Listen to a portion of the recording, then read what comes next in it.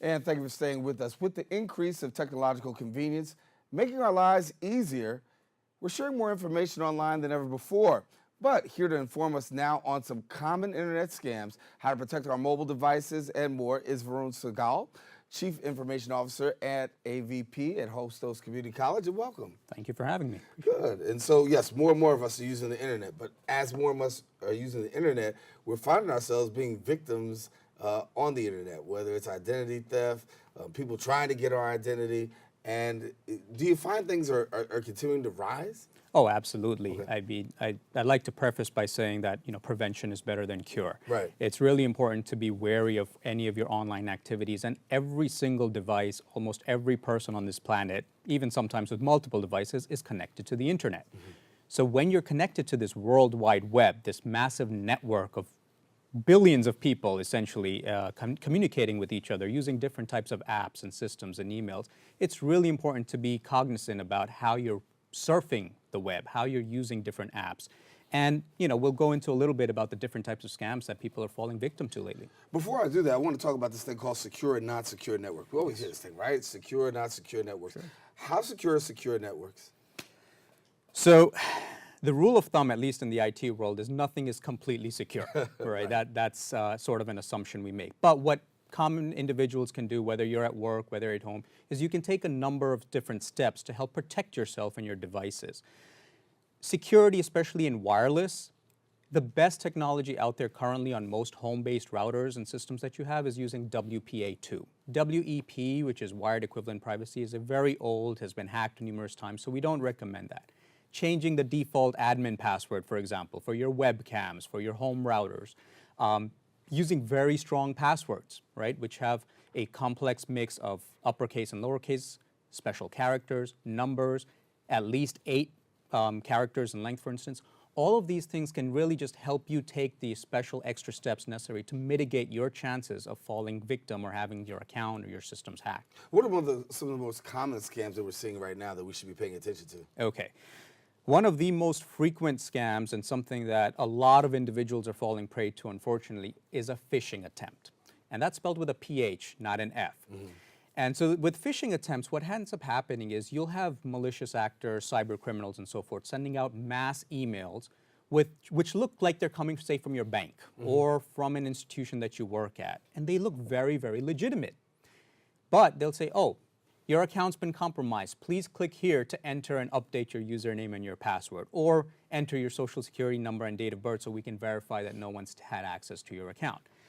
When you do that, and if you don't pay close attention to the actual email, and let's say you click on the link, you have now essentially opened a channel to these cyber criminals and provided them with information completely unbeknownst to the fact that it's actually a fake website, because even the website itself will look extremely legitimate. They'll make it look like Citibank or Bank of America or even a government website. So one of the rules of thumb there is don't click on the link.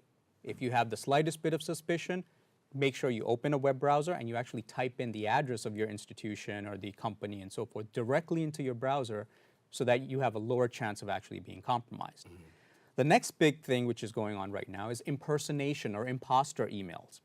We see a lot of this targeting workplaces where cyber criminals will create a fake email address which looks like it's coming from an executive in your company, or maybe your boss or somebody else, maybe a colleague, and they'll say, oh, I'm stuck in so-and-so country, I'm ill, do you mind transferring X amount of money? And if you don't pay close attention to the actual email address that it's coming from, your empathy, your sympathy might encourage you to quickly say, okay, sure, how can I help? Where can I transfer the money? Anything you need. So in those cases, we again tell everyone, pay very close attention to the actual email address. It may say, Varun Sehgal as the display name, and the email address even might be varunsehgal at, say, gmail.com, but that's not me. Right. It could be anybody that creates a fake email address with my first name and last name. I want to talk, you talked about computers for a moment. Everybody's got a mobile device, right? Oh, yes. So we're getting victimized on mobile devices heavy. So how do I protect my mobile device? Okay. First and foremost, don't connect to public free Wi-Fi networks. Everyone wants to connect to the Dunkin' Donuts or the Starbucks. Oh, listen, even in the airport? Even at an airport. Oh, no. All right. Because you're connected to that free network, I'm connected to that network, and guess what? a nice script kiddie or a hacker that's sitting there is connected to the same network. There's no encryption, there's no protection of your data, and they're able to see basically every bit of data that's leaving your mobile device, whether it's your laptop or your phone and so forth. So that's the first thing. Be very careful. Don't do any sensitive sort of transactions on a public Wi-Fi network. Keep your device up to date. The software updates that come out, don't say, oh, I'll do it later, I'll do it later, do it later. I mean, sometimes you go a month without updating it. Those updates come out for a reason. They'll patch security holes, other risks that you have on your mobile devices. So it's really important to keep that up to date. Third, keep your Bluetooth off if you're not paired with, say, your headphone or your car, etc. Even Bluetooth can be used by hackers as they're passing by you to take information off your phones. Your smartphone probably has more data about you on it than even your home computer. It has your location information. It has all your social media. It has all these different apps that you've downloaded with your credentials to get into banking websites and so forth. So as soon as someone gets access to that data or to your device, they basically have control over your life. So you've got to be extremely careful on how you do that. And lastly, be careful how you dispose of your smartphone. Don't just go trade it in and say, oh yeah, I've got my shiny new phone. You've got to wipe it before you trade it in, or before you sell it, for example. It's really important to make sure you treat that piece like the most important asset you have in your possession. Resources, right? We all need some resources to go home with. What are the best places to find resources to deal with this particular matter? Absolutely. So being aware is the most important thing. The federal government has a number of websites which you can use. StaySafeOnline.org, StopThinkConnect.org. And there's also a couple of multilingual websites out there which are great. I think the viewers will have a chance to see that at the end of this segment.